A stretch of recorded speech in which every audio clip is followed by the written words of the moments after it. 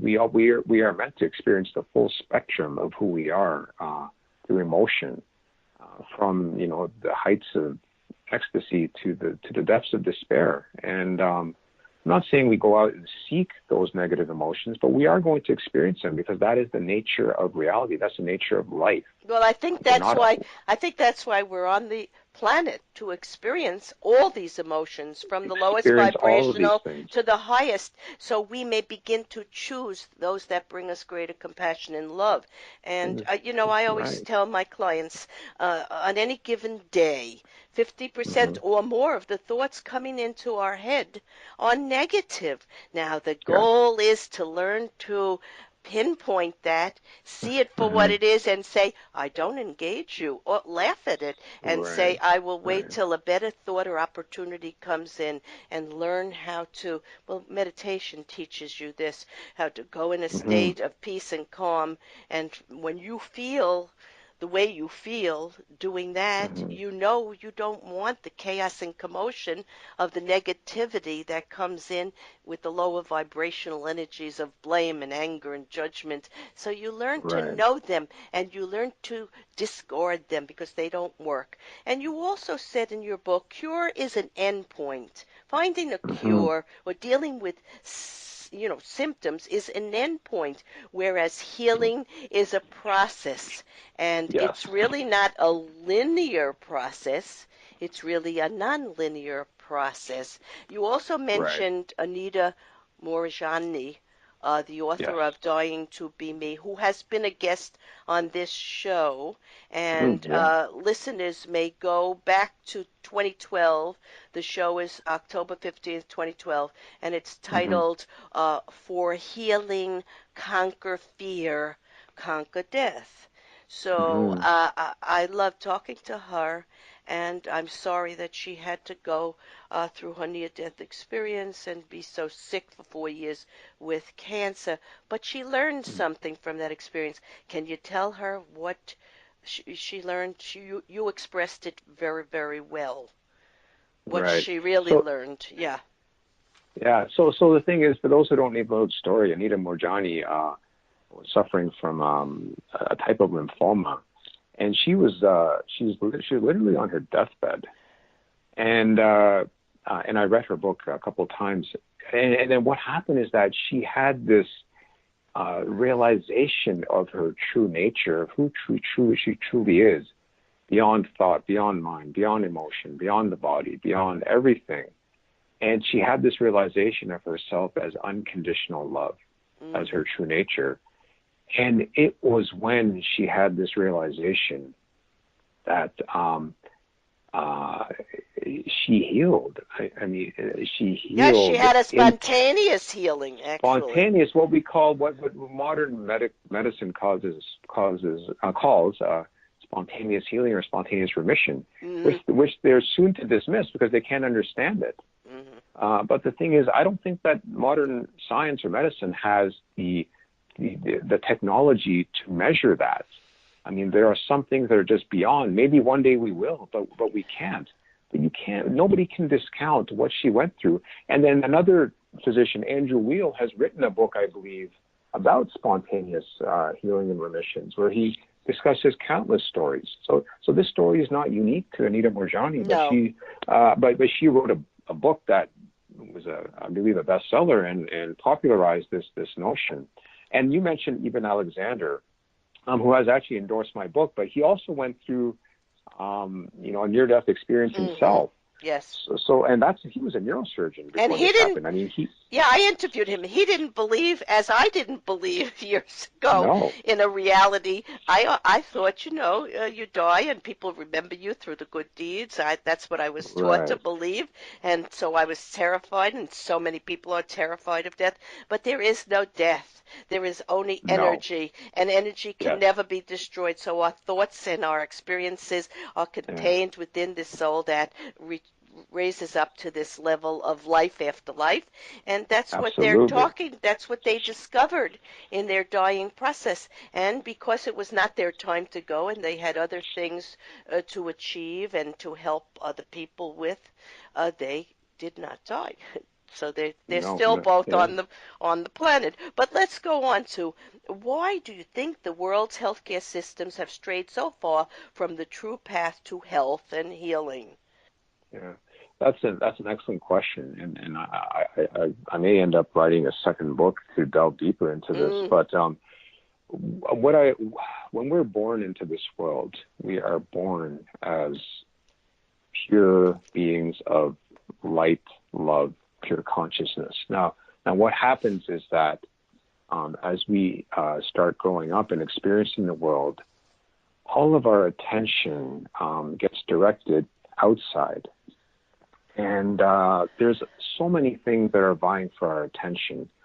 And, we have so many influences on ourselves. We have our parents, our extended family, and we have our school system, the education system. We have our peers. We have the media. We have popular culture. We have advertising, marketing, all these things that are literally conspiring to take our attention away from who we truly are and direct us outwards.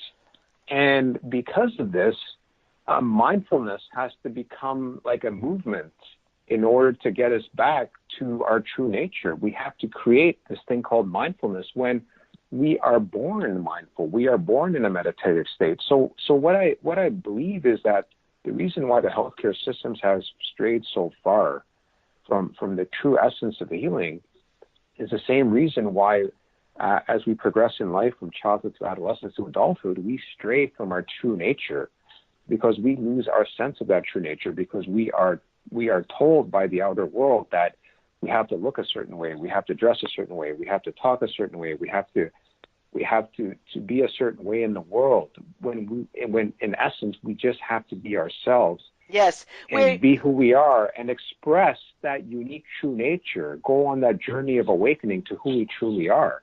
And I think it's the same reason why the healthcare systems have strayed from the essence of healing. Absolutely. If you don't know who you are, you can't reach your full potential. And most people are thought to think of themselves as less than the magnificent, mindful, soulful creatures that they are. You're absolutely right. And in relationship to this thought about energy and an understanding of the universal laws of energy, which is necessary to achieve this multidimensional or holistic healing, in my book, The Living Spirit, I wrote this. While my practice centers mainly on Usui Shiki Ryoho, a Japanese spiritual Reiki healing system, I have studied several other healing modalities, all of which have enhanced my spiritual growth, as well as an understanding of the value for allopathic and natural alternative medicine to be used in conjunction with each other. The central message has been that all healing methods work with the God source energy within us. Many teachers and mediums have told me there are healing energies, call them angels, loved ones, or ancestors, present in our environment, and all energy healing treatments tap into a person's natural ability to receive and realign their energies to these and other universal healing sources. So again, there we are. We're much more than the physical body, and we have much more help in the universal energies in other layers of life. And when we call on them, spontaneous healings can happen. It's not done alone. It's not done alone. It's done with the cooperation and the needs of our divine soul plan and universal plan all at once. So, yeah, I think that's what needs to be brought back into our educational system, our medical system, our legal system, our governments, the fact of knowing who we are and respect for all people and all ideas and all values, instead of so much negativity and blame and anger at other people who think out of the box, perhaps. Right? Exactly. Yeah, because if I were to sum up my book in a phrase or two, I would say, healing from the inside out is all about essentially just awakening to our true nature. It's that aspect of ourselves that can't be defined, that can't be that unknown. And one of the steps in my healing journey and the healing path and the chapters is called embracing the unknown. And what I mean by that is getting to that place deep within ourselves that pervades our physical reality, transcends our thoughts and emotions, and is one with all of life, all of nature, the universe, and the source, however you may think of the source. Right. For some people, that may be God. For others, it may be universal energy. Mm-hmm. Yeah. So that is one with, we are one with all of that. That is our true nature. And when you have that realization and you live from that place, there's nothing that you can't achieve. There's no challenge that you cannot overcome. You enter the flow of life, the flow of the universe. And in your book you wrote, hopefully more will realize that we essentially have a foot in two worlds, but most of us do not realize this. You wrote this: the secret to healing and reaching our full potential is to acknowledge the higher spiritual aspects of our being and to harmonize this with our physical selves. So that is the goal in every aspect of our human and divine learning cycles. So I want to thank you, Dr. Nauman Naeem, author of Healing from the Inside Out, for a straightforward, necessary, and fascinating, incredible journey to the emotional, psychological, and spiritual roots of disease. This book has the potential to not only transform your approach to your chronic illness, but to life. For more information and to purchase this book, go to Nauman, Nauman, Naeem, Naeem.com.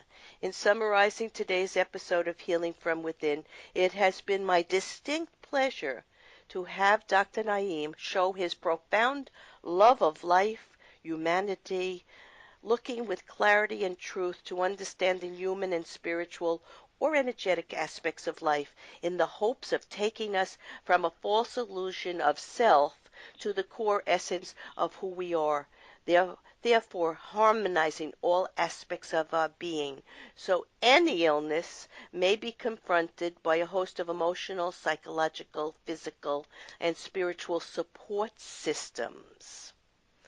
As Dr. Naeem wrote, if all aspects of life in the universe thrive in a state of flow, then it only makes sense that you as a human being on this planet can only thrive in a state of flow. As I have already discussed, all of our bodily processes from the subatomic level to the organ system depend on the flow in order to maintain a healthy state. Flow is our natural state, but modern life easily takes us out of this state with all of its demands, pressures, and distractions. So how do we maintain flow in every aspect of our being? You do this by being in the moment.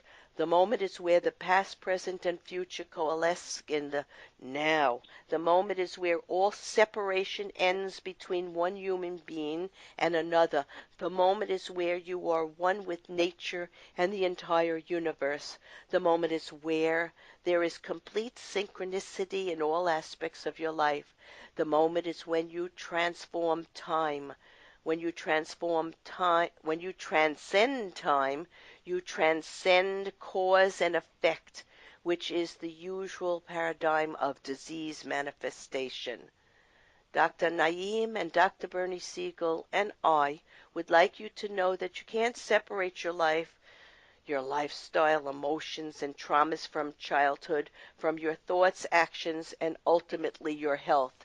You are the protector and creator of your health, and as you learn to love yourself and find within ways for creating more meaningful relationships and for creative outlets, you will want to resonate in goodwill, kindness, and truly enjoy a more purposeful life. These are the keys to healing and to reversing so many diseases our modern day world is plagued with. I am Sheryl Glick, host of Healing From Within, and I invite you to visit my website, SherylGlick.com, to hear authors, visionaries, spiritualists, scientists, metaphysicians, educators, lawyers, musicians, and artists, indeed people from all walks of life, share a view of the universal laws of energy and ways to improve life, both personally